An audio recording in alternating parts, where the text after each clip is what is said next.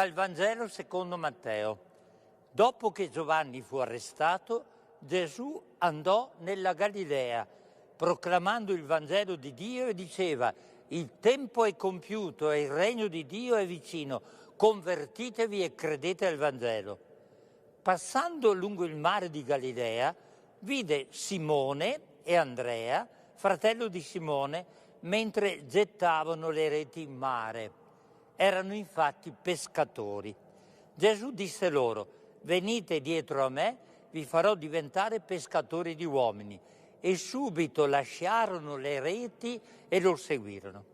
Andando poco oltre, vide Giacomo, figlio di Zebedeo, e Giovanni suo fratello, mentre anch'essi nella barca riparavano le reti.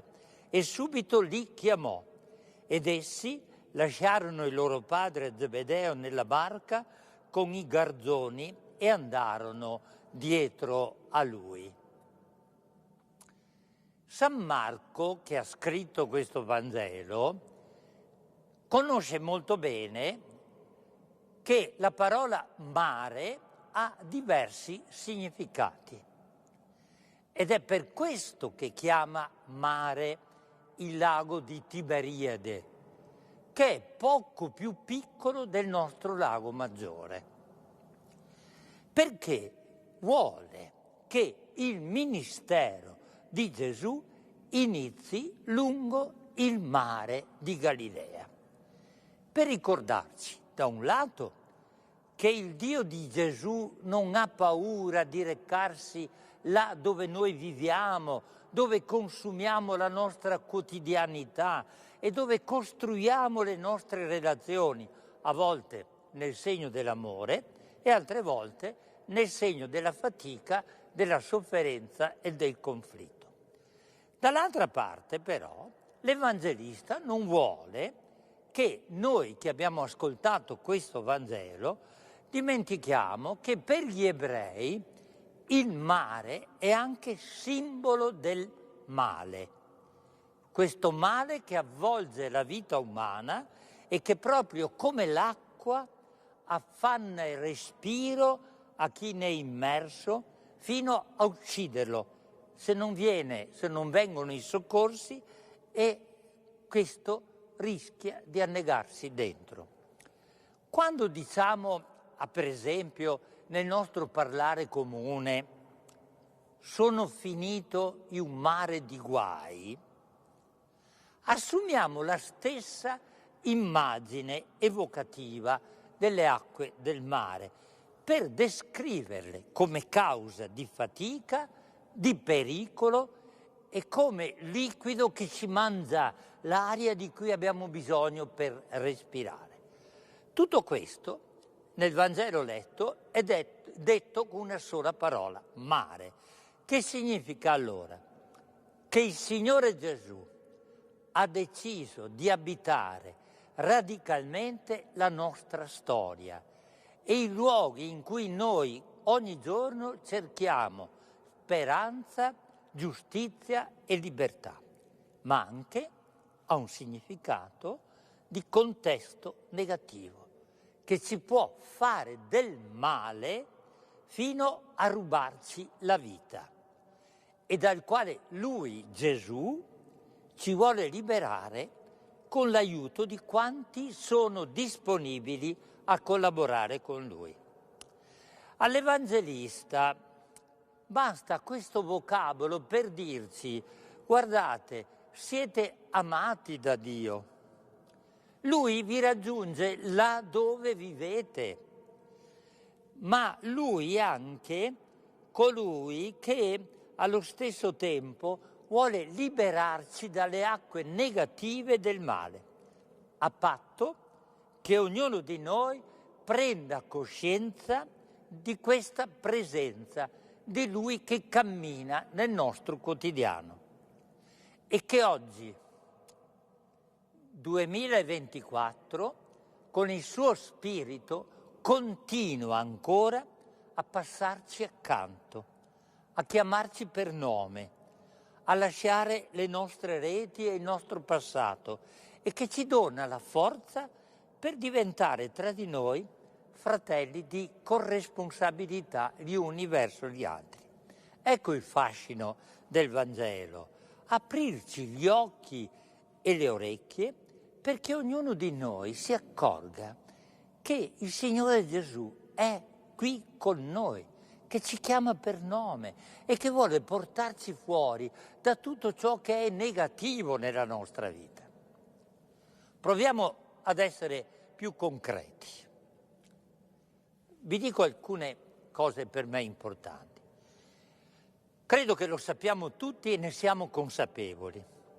La pandemia degli anni precedenti non ha generato nuove crisi o inedite patologie sociali. Ci ha permesso di vedere ad occhio nudo i danni del nostro sistema sanitario. Ha evidenziato la povertà relazionale delle nostre famiglie, ben precedenti al Covid-19.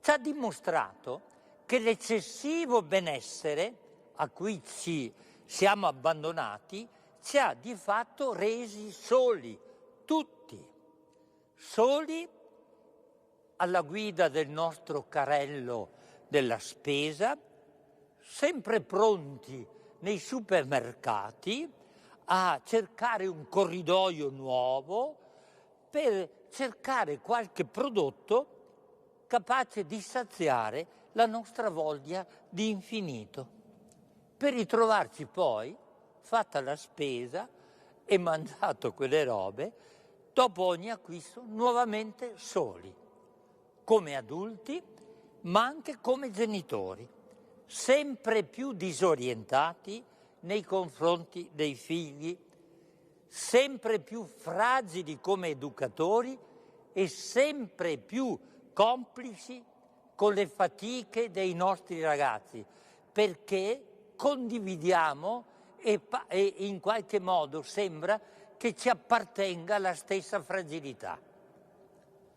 Mai come oggi il Vangelo è attuale. Gesù cammina nella nostra vita per dare un senso nuovo al nostro procedere, per chiamarci per nome attraverso il suo spirito, per aiutarci a diventare adulti, liberi e immersi nella gioia, per dare a ciascuno di noi fiducia nel qui, oggi e nel domani. Avete sentito, si parla qui nel Vangelo che i primi discepoli devono lasciare il Padre. E questo non significa far venir meno la gratitudine per quanto abbiamo ricevuto da chi ci ha messo al mondo e ci ha educati, ma uscire dalla prigione della nostalgia, di chi dice ai miei tempi si è sempre fatto così, non capisco i nostri giovani, per riuscire finalmente a guardare avanti, a guardare il futuro con il senso della gioia, della fiducia e della speranza. Siamo chiamati per nome dal Dio di Gesù dentro le nostre case, vicine o lontane dal mare.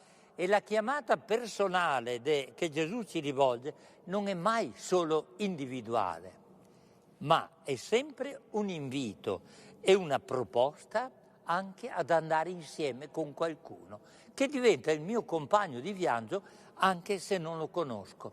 Diventa il fratello senza il quale non riesco a star bene e senza il quale non posso salvarmi, perché da solo non vado in nessuna parte.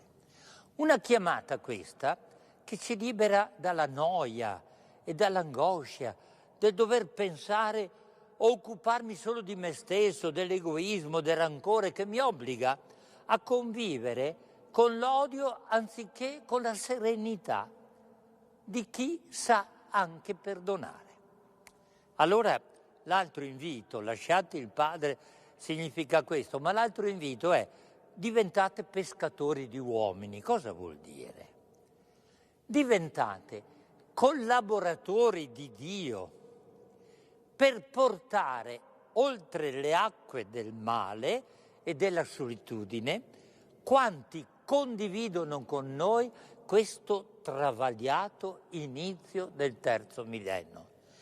Questa è una concreta provocazione anche per guardare chi sui barconi della morte rischia di annegare nei nostri mari solo perché carico di speranza, di uscire dalla guerra, dalla fame, dalla miseria. Anche nei confronti di questi fratelli Gesù ci chiede di essere pescatori di uomini. Avete capito? È un programma affascinante. È una buona notizia quella che il Signore ci dà.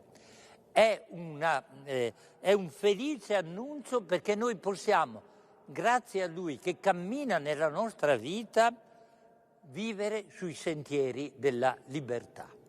Buon cammino a tutti. E allora la preghiera che trovate anche scritta nel libro è questa.